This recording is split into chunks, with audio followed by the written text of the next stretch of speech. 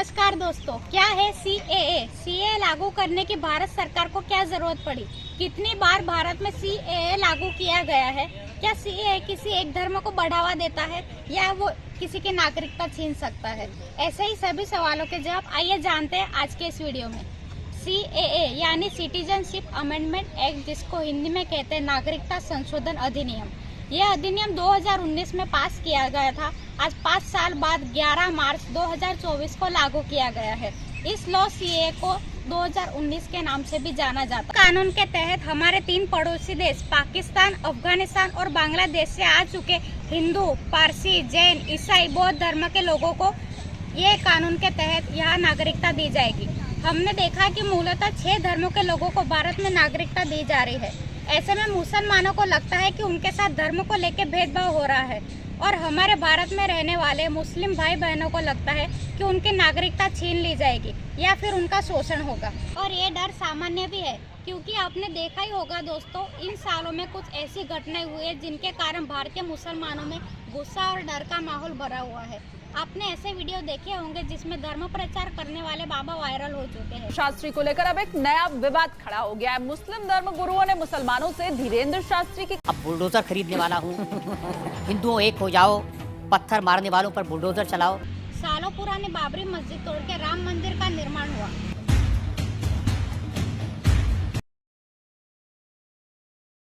ऐसी बहुत सी घटनाओं के बाद भारतीय मुसलमानों को लगता है यह कानून मुसलमानों के खिलाफ बनाया गया है। आपने देखा ही होगा हमारे पड़ोसी देश चीन में मुसलमानों की क्या स्थिति है। चीन की सरकार और अल्पसंख्यक मुसलमानों के बीच छोटे छोटे बच्चों को उनसे अलग कर लेना, उन्हें डे नाइट। ऐसी बहुत सी घटना है जिनके कारण मुसलमानों को लगता है सीएए कानून उनके लिए बनाया गया है। मैं भारतीय मुसलमान भाई बहनों को यही बताना चाहूँगी कि ये कानून पहली बार लागू नहीं हुआ है।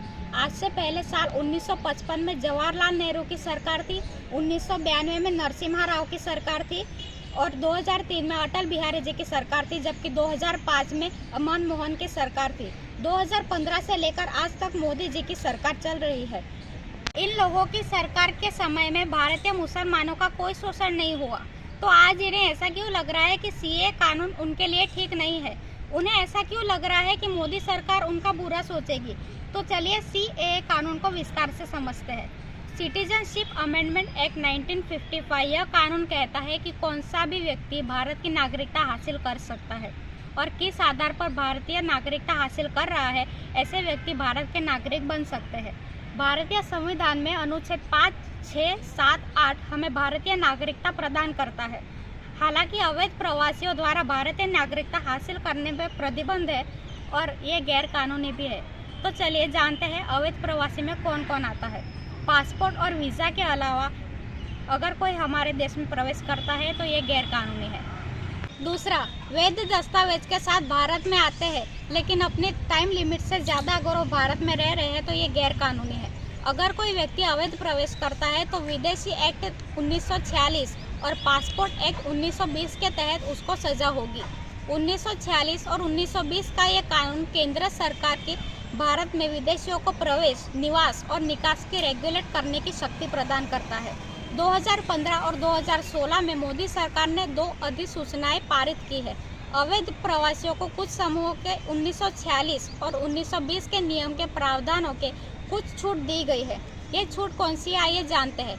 ये समूह अफगानिस्तान, पाकिस्तान और बांग्लादेश के हिंदू, सिख, ईसाई, पारसी, बौद्ध और जैन धर्म के लोगों को भारत में आने की और नागरिकता मिलने की छूट दी है।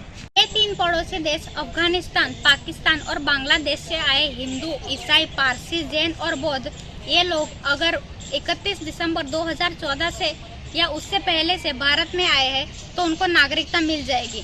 इससे साफ मतलब निकलता है अगर वो अवैध तरीके से या फिर गैर कानूनी तरीके से भारत में आए हैं तो भी उनको नागरिकता मिल जाएगी। उनको कोई सजा नहीं होगी और ना ही उनको भारत से निर्वासित किया जाएगा।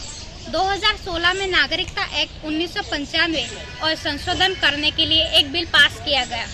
वह बिल उन्हें 6 धर्म और 3 पड़ोसी देश के अवैध प्रवासियों को नागरिकता दिलवाने के लिए प्रस्ताव रखा गया है।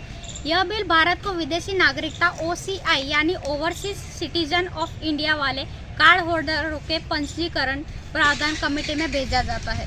8 जनवरी 2019 को यह लोकसभा में पारित किया जाता है। हालांकि यह बिल लेट हो जाता है क्योंकि 16वीं लोकसभा भी लेट हो जाती है।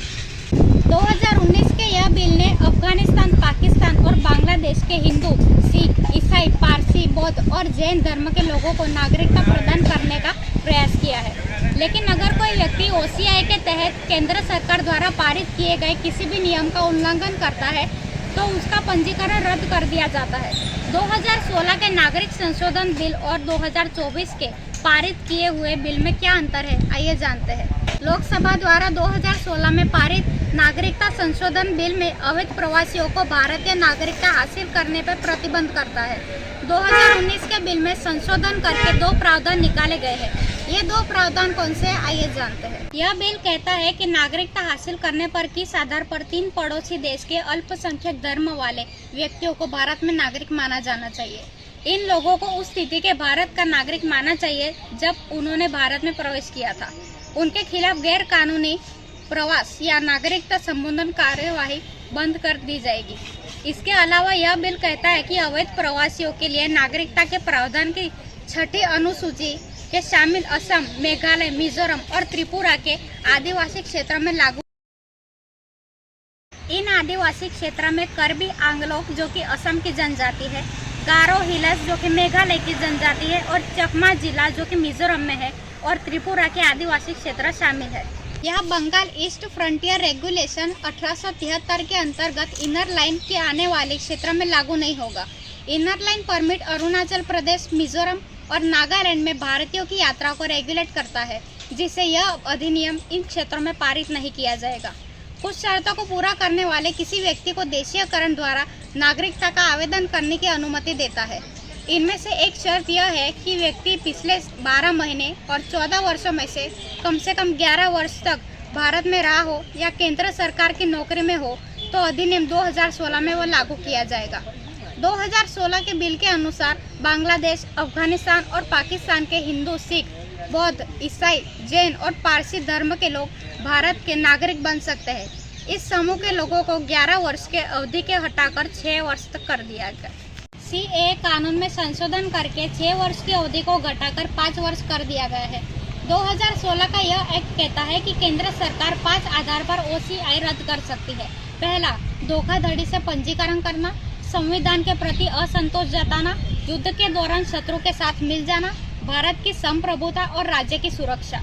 अगर कोई व्यक्ति इन मुद्दों का उल्लंघन करता है तो उसे 5 वर्ष के दौरान 2 या उससे भी अधिक समय की सजा हो सकती है। या धर्म के आधार पर अंतर करना अनुच्छेद 14 का उल्लंघन होगा। इसके बारे में पूरी जानकारी वीडियो के पार्ट 2 में आपको मिल जाएगी। अभी वीडियो ज़्यादा लंबा हो जाएगा तो आप बोर हो जाओगे, इसलिए आपको वीडियो के सेकंड पार्ट में सारी जानकारी मिल जाएगी।